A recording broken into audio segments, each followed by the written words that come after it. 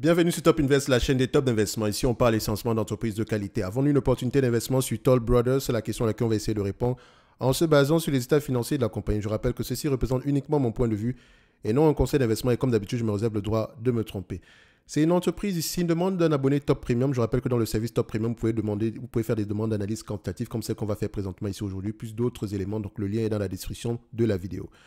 Alors, comme je l'ai toujours dit, quand je fais l'analyse d'une entreprise, j'ai besoin de savoir dans quel secteur d'activité on est. Dépendamment de ce secteur d'activité-là, mon raisonnement je vais pouvoir adapter mon raisonnement. OK? Ici, on est dans la consommation discrétionnaire. Je sais que consommation discrétionnaire, c'est celle qu'on va avoir tendance à couper quand les taux d'intérêt augmentent ou bien si on est en difficulté économique.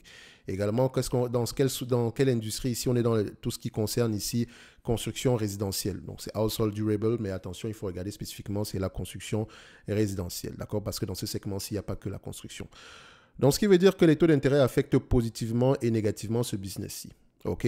Donc, nous avons une entreprise ici qui, voilà, je pense que c'est à peu près elle construit à peu près des maisons ou des choses comme ça. Mais il faut regarder quel type de logement on fait. D'accord? Quel type, c'est très important. Est-ce qu'on est plutôt high class? Est-ce qu'on est plutôt, voilà, mid-market? Est-ce qu'on est plutôt ici au niveau de tout ce qui est ici, comment on appelle ça?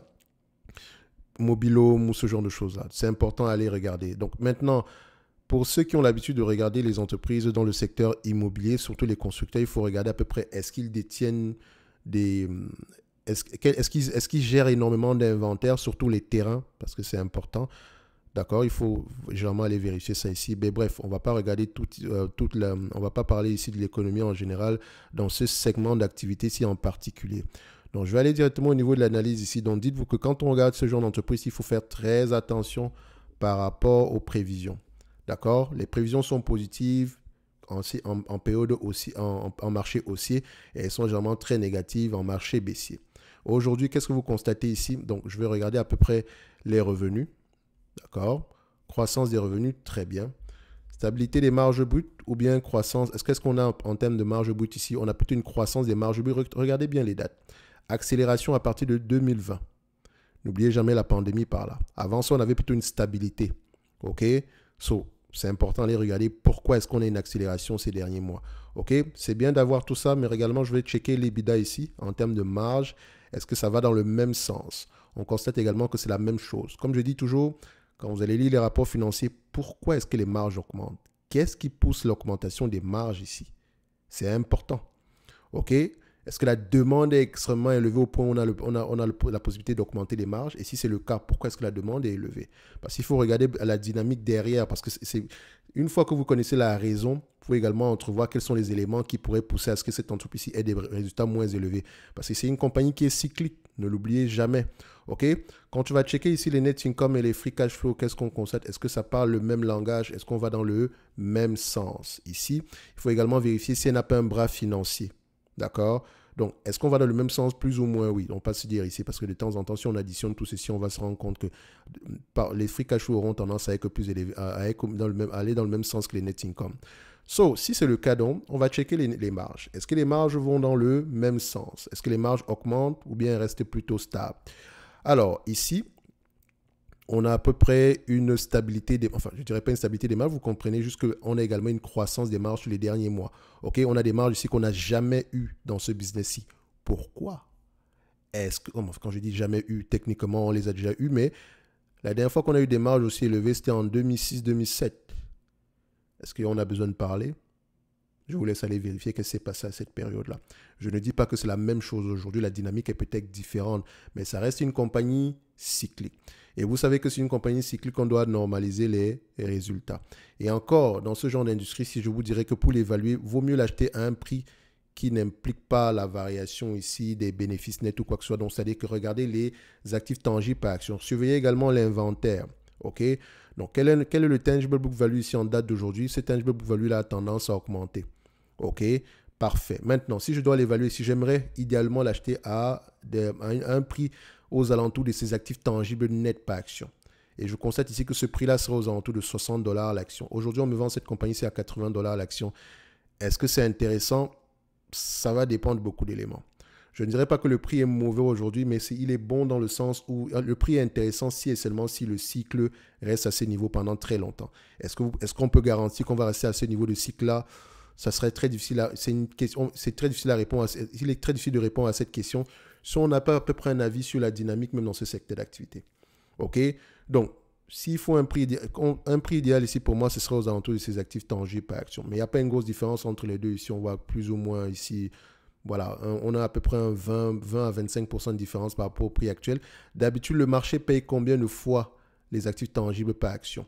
Il paye généralement 1,4 fois. Donc, on se dira que l'entreprise est correctement évaluée ici. Peut-être même 1,5 fois parfois. Donc, on va se dire que si c'est 1,5 fois, ça serait légèrement sous-évalué. Donc, après, on ne va pas se casser la tête par rapport à cette différence-là. Parce que si on prend 1,5 par rapport à ce qu'on a ici aujourd'hui, c'est 88 $. Donc, légèrement sous-évalué ici. Mais encore, ça, c'est tant que le cycle reste à ce niveau-ci, tant mieux. D'accord? Donc, si cette compagnie vous intéresse, regardez à quel niveau de cycle on est.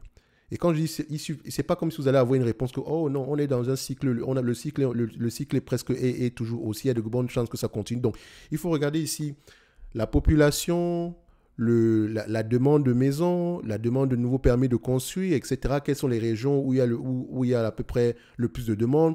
Quel est à peu près comment on appelle ça, comment est-ce que se comporte l'économie dans cette région-là, par exemple, si la demande est élevée dans une région où il y a énormément de puits de pétrole. Donc, on peut se dire ici que la plupart des gens qui achètent ces maisons-là travaillent peut-être dans ce secteur d'activité-là.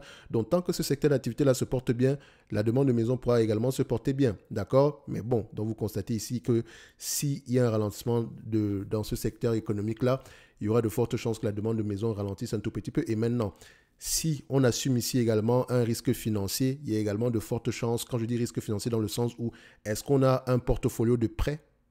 C'est important à les regarder. Je ne peux pas savoir ça si je ne regarde pas les rapports financiers en profondeur. OK? Donc ici, mon but est de peu près soulever le questionnement. Donc, si vous voulez investir ici, comme je l'ai toujours dit, les chiffres, c'est bien. Hein? C'est bien de regarder des chiffres.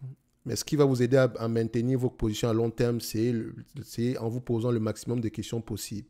Donc, posez les bonnes questions, vous aurez les bonnes réponses. En date d'aujourd'hui, cette compagnie-ci, en termes de bénéfices nets par rapport aux prévisions futures, est-ce que les analystes ont tendance à avoir raison sur une période de 2 ans? Ça va. Mais n'oubliez pas également que nous sommes sur un marché haussier ici depuis à peu près 10 ans dans le secteur immobilier. OK?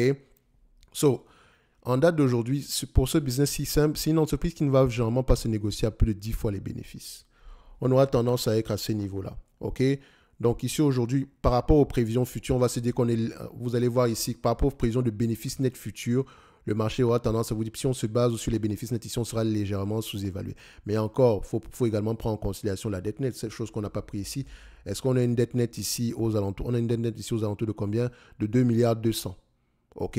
Donc, dette nette ici, le nombre d'actions ici, est-ce que ça augmente ou diminue? Ça, c'est le genre d'entreprise qui doit racheter ses actions généralement tout le temps, parce que surtout en marché haussier, elle doit avoir tendance à racheter ses actions, surtout quand on se négocie à 10 fois les bénéfices. Voilà, il ne faut pas hésiter du tout. Donc ici, c'est le cas.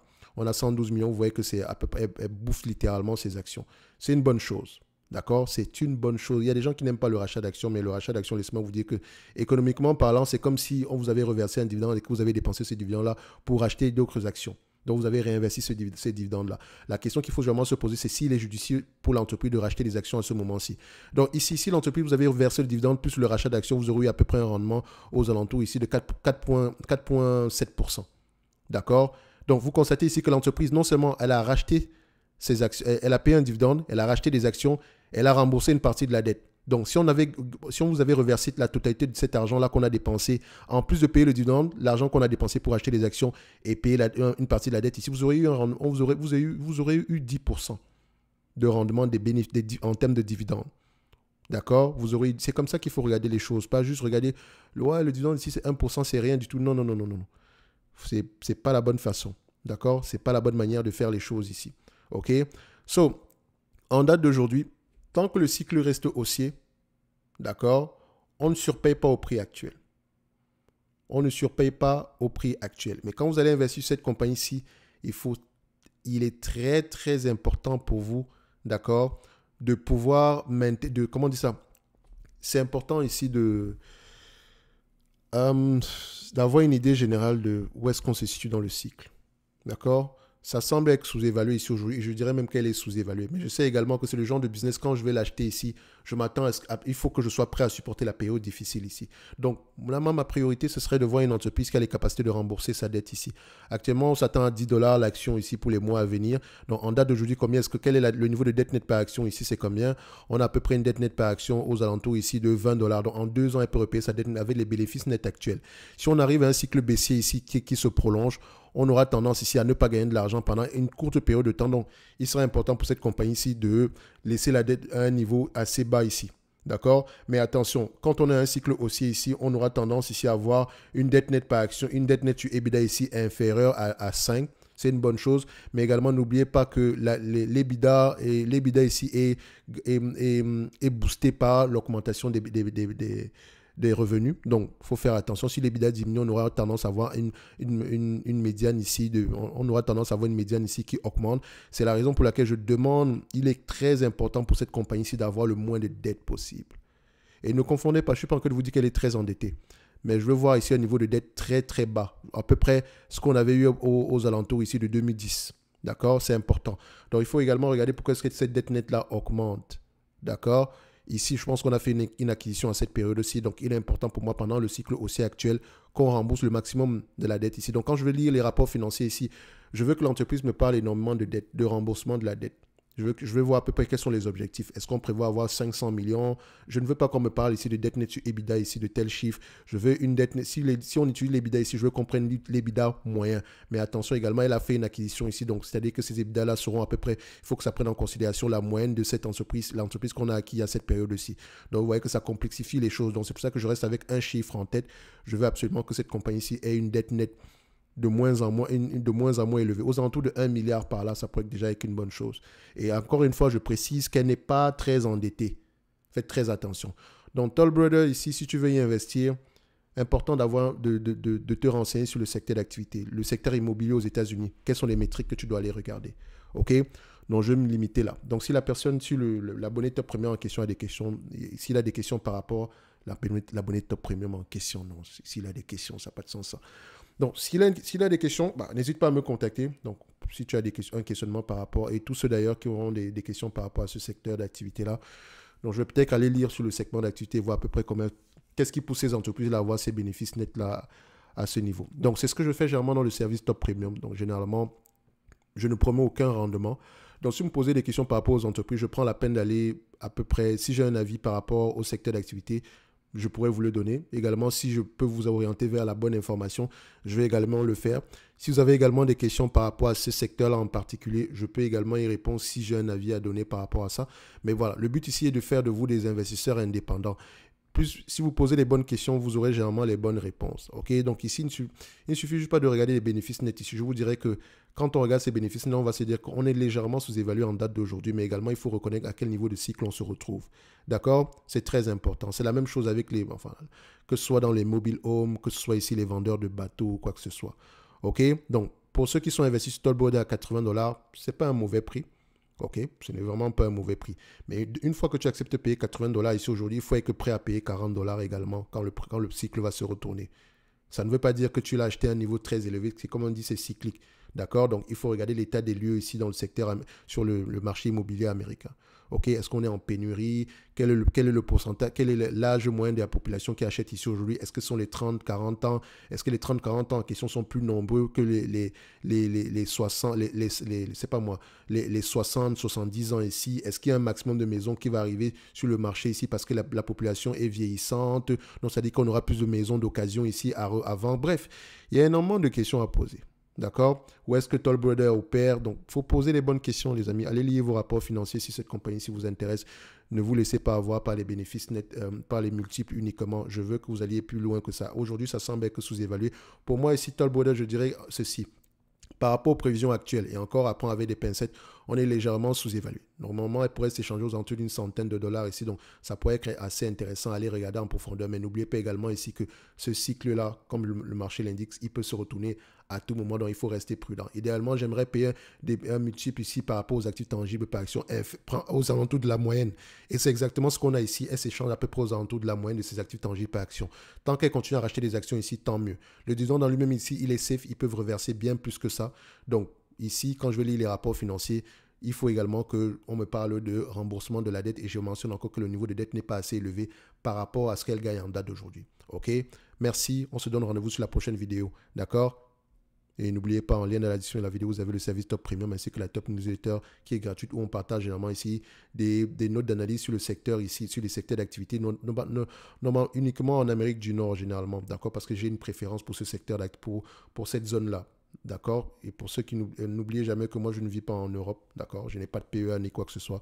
Donc, ce qui m'intéresse plus, c'est de parler d'entreprises nord-américaines. Donc, je parle uniquement d'entreprises européennes ici parce que voilà, l'audience est plus française ici. Mais n'oubliez jamais qu'avant tout, ma zone de prédilection, c'est l'Amérique du Nord. Donc, si vous me voyez faire des vidéos uniquement où on parle d'entreprises nord-américaines ici, ne vous plaignez pas du tout. D'accord? Ne l'oubliez pas. Merci.